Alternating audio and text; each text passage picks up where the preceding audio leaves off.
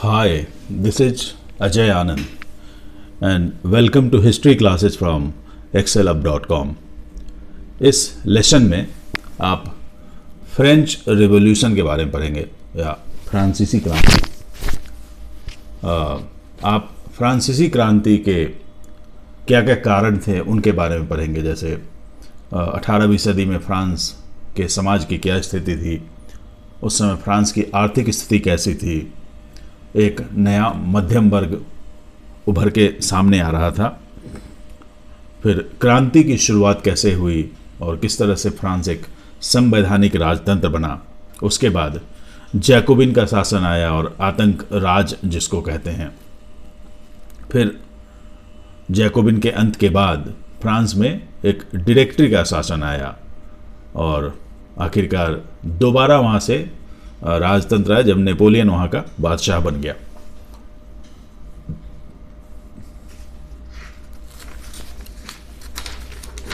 France का समाज, France का तत्कालीन समाज जो था उसे तीन ग्रुप में बांट सकते हैं जिन्हें स्टेट कहा जाता था। प्रथम स्टेट, द्वितीय स्टेट और तृतीय स्टेट। जो चर्च के सदस्य होते थे जैसे पादरी या अन्य कर्मचारी, वे प्रथम स्टेट के मेंबर होते थे और द्वितीय स्टेट में आते थे कुलीन वर्ग के लोग। इन दोनों स्टेट के मेंबर्स को कुछ विशेष अधिकार मिले हुए थे, जो अधिकार जन्म पर आधारित थे, यानी जिसका जन्म उस परिवार में होता था उसे वह विशेष अधिकार अपने आप मिल जाते थे, कोई इसके लिए मेहनत नहीं करनी पड़ती थी। लेकिन द्वितीय स्टेट की मेंबरशिप को खरीदा भी जा सकता था। कोई आदमी चाहे तो बहुत ज़्यादा टैक्स पे करके या राजा की उचित सेवा करके वह द्वितीय स्टेट का मेंबर खरीद सकता था। इन दोनों स्टेट के लोगों को टैक्स देने की जरूरत नहीं थी, बल्कि द्वितीय स्टेट के लोग तो जनता से टैक्स, सामंती टैक्स वसूलते थे और फिर से राजा को देते थे। जो तृतीय स्टेट था उसमें तीन ग्रुप थे। जो पहला ग्रुप था उसमें व्यापारी आते थे, कोर्ट में काम करने वाले कर्मचारी और अधिकारी होते थे, वकील होते थे। दूसरे ग्रुप में बड़े किसान और शिल्पकार आते थे और तीसरे ग्रुप में छोटे किसान, भूमिहीन मजदूर, नौकर चाकर वगैरह आते थे। तीसरे स्टेट के मेंबर्स को टैक्स देने होते थे और दो प्रकार के टैक्स थे, एक का नाम था टाइद और दूसरे का नाम था टाइल। टाइद एक धार्मिक टैक्स था जो चर्च द्वारा वसूला जाता था और टाइल में कुछ डायरेक्ट टैक्सेज होते थे और कुछ इनडायरेक्ट टैक्स होते थे जो कि इसमें आते थे, जैसे कोई सामान के खरीदने पर टैक्स लगता हो। फ्रांस की आर्थिक स्थिति 1714 में लुई 16 राजा बना था। वह बोर्बों वंश से आता था और जब वो राजा बना तो उसने देखा कि खजाना खाली था और उसके कई कारण थे। उस समय फ्रांस पर पहले से ही 2 अरब लिब्रे का कर्ज चढ़ा हुआ था। लिब्रे उस समय की करेंसी को कहते थे और उस समय अमेरिका की 13 जो कॉलोनी थी उनकी आज़ादी की लड़ाई हुई थी ब्रिटेन के खिलाफ, जिसमें फ्रांस ने अमेरिका की मदद की थी। उस लड़ाई में शामिल होने के कारण फ्रांस पर 10 अरब लिब्रे का कर्ज और चढ़ गया था। तो साथ में जो महल था आलीशान वर्साई का, उस के रख रखाव और उसमें शान शौकत के लिए बहुत ज़्यादा करेंसी की ज़रूरत पड़ रही थी। तो राजा को लगता था कि अब इसके लिए टैक्स बढ़ाने की ज़रूरत है। उस दौरान फ्रांस में जनसंख्या में भी वृद्धि हुई थी, जिससे भोजन की मांग बढ़ी थी। लेकिन भीषण जाड़ा, ओला पड़ने, अकाल पड़ने, महामारी वगैरह के कारण अनाज का उत्पादन कम गया था और महंगाई बढ़ रही थी। और खासकर जो पाव रोटी होती है, जो ब्रेड जो होता है, उसके दाम बहुत ज़्यादा बढ़ गए थे और पाव रोटी उस समय फ्रांस के लोगों का स्टेपल डाइट था, मुख्य भोजन था। स्थिति इतनी ख़राब हो गई थी कि गरीब लोगों के सामने भूखमरी की नौबत आ गई थी। उनके पास इतने भी पैसे नहीं थे कि वो पाव रोटी खरीद सके। मतलब हमारे यहाँ के हिसाब से देखें तो रोटी को मोहताज हो गए थे। तो लोगों में काफ़ी असंतोष था। उसी समय एक मध्यम वर्ग उभर रहा था और यह मध्यम वर्ग उन लोगों से बना था जिन लोगों ने अपने मेहनत के दम पर धन संपत्ति अर्जित किया था। उन लोगों ने व्यवसाय किया था, अंतर्राष्ट्रीय व्यवसाय किया था, सामानों का उत्पादन किया था और भी कई काम किए थे, जिससे वे अच्छे खाते पीते घर के हो गए थे।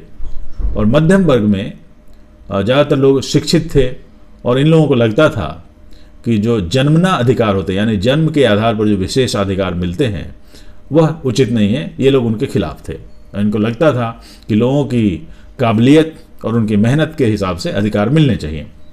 उस समय के कुछ दार्शनिक भी इन विचारों से सहमत थे और कई दार्शनिकों ने इस पर किताबें भी लिखी थी। एक मशहूर दार्शनिक का नाम है रूसो। किताबें लोगों तक पहुंचती थी जिससे लोगों तक इनके विचारों का प्रसार होता था। कई लोग तो यहाँ तक करते थे कि जनता के बीच जाकर के किताबों को जोर जोर से बाँच कर सुनाते थे, ताकि जो अनपढ़ लोग थे उनको भी इनके बारे में पता चल पाए। क्रांति की शुरुआत।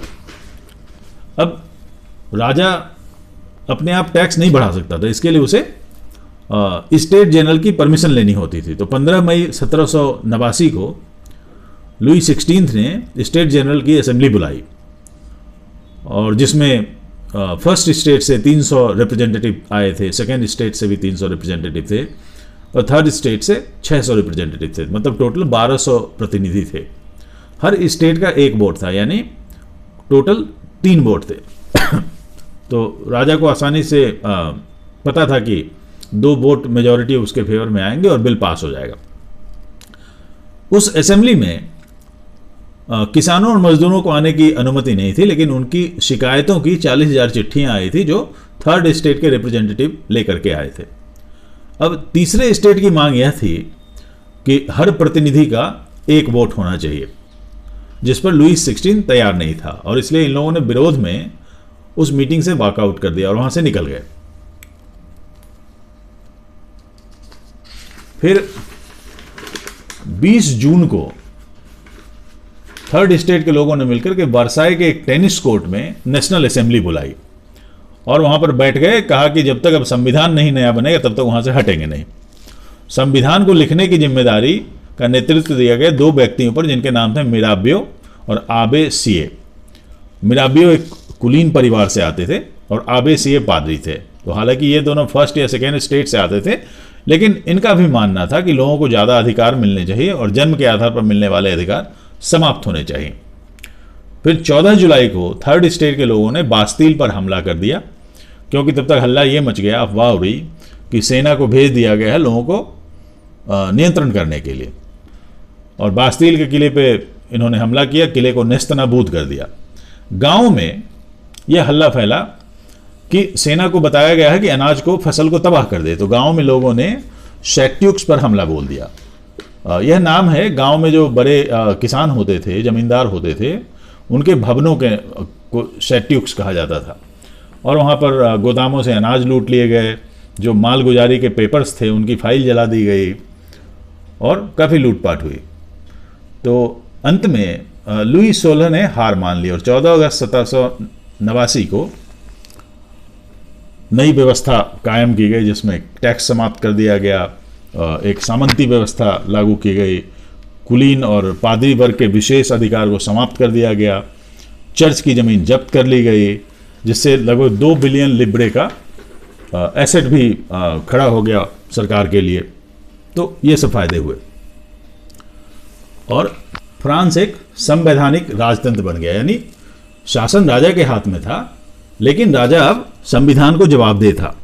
और 1791 को संविधान का मसौदा पूरा हुआ और सत्ता के लिए 3 अंग बनाए गए, विधायिका, न्यायपालिका और कार्यपालिका, और इन तीनों में सत्ता का बंटवारा किया गया ताकि किसी एक अंग में सत्ता का केंद्रीकरण ना हो जाए। नागरिकों को 2 समूहों में बांटा गया, एक को सक्रिय नागरिक कहा गया, दूसरे को निष्क्रिय नागरिक कहा गया। तो जो लोग कम से कम 3 दिन का वेतन टैक्स के रूप में देते थे वह सक्रिय नागरिक हो गए और उनमें से 25 वर्ष से अधिक आयु के जो पुरुष थे उनको वोटिंग राइट दिया गया। महिलाओं को वोटिंग का अधिकार नहीं मिला, महिलाओं को निष्क्रिय नागरिक की श्रेणी में रखा गया। और इन लोगों का काम था कि निर्वाचक का ये चुनाव करते। फिर निर्वाचक अपने आप में से वह विधायिका, कार्यपालिका, न्यायपालिका के सदस्यों का चुनाव करते। जो हाई लेवल का टैक्स पेयर होता था उसे निर्वाचक बनने की एलिजिबिलिटी थी। उसी समय पुरुष और नागरिक अधिकार घोषणा पत्र भी जारी किया गया, जिसमें कई अधिकार दिए गए, जैसे जीवन का अधिकार, अभिव्यक्ति की स्वतंत्रता का अधिकार, समानता का अधिकार, और ऐसा बताया गया कि ये सारे अधिकार नैसर्गिक हैं, यानी अपने आप आते हैं, जन्म से ही लोगों को मिलने चाहिए, और अहरणीय हैं, मतलब इनको किसी से छीना नहीं जा सकता। अब चूंकि उस समय ज़्यादातर लोग अनपढ़ थे, तो इसलिए इन संदेशों को लोगों तक पहुंचाने के लिए प्रतीकों का इस्तेमाल किया गया, ताकि ज़्यादा से ज़्यादा लोग नई बातों को समझ सके। राजतंत्र का उन्मूलन।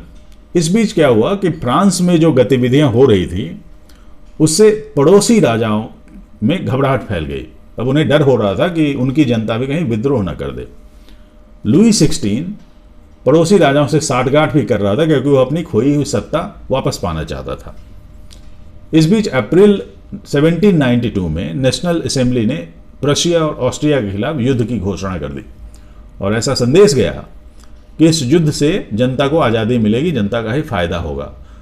तो वॉलंटियर अपने आप आकर के सेना में शामिल होने लगे, और जब लोग लड़ने के लिए जाते थे पेरिस से, तो एक कविता गाते थे जिसका नाम मार्सिले। यह कविता रॉजेट दी लाइल ने लिखी थी, बाद में इसका नाम पड़ गया मार्सिलेस, और आज की तारीख में यही फ्रांस का राष्ट्रगान है। फिर उस समय अपने अधिकारियों के लिए कई क्लब बनने लगे। तो उनमें से सबसे मशहूर क्लब का नाम था जैकोबिन क्लब, क्योंकि अब इन लोगों को लगने लगा कि 1791 का जो संविधान था उसमें सारे अधिकार, सारी सुविधाएं अमीर लोगों को दी गई थी और गरीबों को उससे मरहूम किया गया था। तो ये लोग क्लबों में अब आगे आने वाले दिनों की चर्चा करते थे और फ्रांस में किस तरह की सरकार होनी चाहिए उसके बारे में बातें करते थे। और जैकोबिन के मेंबर जो थे वह धारी वाली पैंट पहनते, जो उस समय डॉक यार्ड के मजदूर पहना करते थे, और ऐसा वो इसलिए करते थे ताकि अपने आप को उस जमाने के फैशनेबल लोगों से अलग दिखा सके। फैशनेबल लोग घुटने तक वाली ब्रीचेज पहनते थे, जिसे घुटन्नी कहते थे। तो इनकी धारी वाली पैंट लंबी होती थी, तो इसलिए जैकोबिन को सौ कुलौत भी कहा जाने लगा, यानी घुटन्नी के बगैर। 1792 की गर्मी में जैकोबिन के लोगों ने मिलकर के ट्यूलेरिए के महल पर धावा बोल दिया, और वहाँ पर राजा को काफ़ी देर तक बंदी बनाए रखा। उस हमले में राजा के कई ज़्यादातर गार्ड मारे गए। फिर चुनाव का आयोजन किया गया और नई असेंबली का गठन हुआ, और इस नई असेंबली में 21 वर्ष से अधिक के सारे पुरुषों को वोट देने का अधिकार दे दिया गया। और इस तरह से 21 सितंबर 1792 को फ्रांस में राजतंत्र समाप्त हो गया और गणतंत्र की स्थापना हुई। लुई 16 और उसकी पत्नी मैरी एंटोनिएट पर मुकदमा चलाया गया और उन्हें मौत की सजा सुना दी गई। आतंक राज 1793 से 1794। जो जैकोबिन का नेता था मैक्समिलियन रॉबेस्पियर, उसने सत्ता संभाल ली, लोगों को उससे बड़ी उम्मीद थी, लेकिन वह एक तानाशाह निकल गया। वो अपनी आलोचना सुनना बिल्कुल पसंद नहीं करता था। जो कोई भी उसके विरोध में बोलता था उस पर आनन फानन में मुकदमा चलाया जाता था और मौत की सज़ा सुना दी जाती थी। यहाँ तक कि अपनी पार्टी के मेंबर को भी वह नहीं छोड़ता था, और उसने कई नियम लाए अजीब ढंग के, जैसे वेतन की अधिकतम सीमा बता दी कि इससे ज़्यादा वेतन नहीं दे सकते, सामानों की राशनिंग की गई, किसानों से कहा गया कि एक तय कीमत पर शहर में आके माल बेचें, सफ़ेद आटा जो महंगा होता था उस पर प्रतिबंध लगा दिया गया, और मामूली आटे की बनी हुई समता रोटी खाना सबके लिए अनिवार्य कर दिया गया। तब तक फ्रांस में पुरुषों को आदर से मॉन्सूर बोलते थे और स्त्रियों को मदाम बोलते थे। उस पर भी बंदिशें लगाई गई। बताया कि आप सितोयन बोलेंगे पुरुषों को यानी नागरिक, और सितोयन यानी नागरिका बोलेंगे।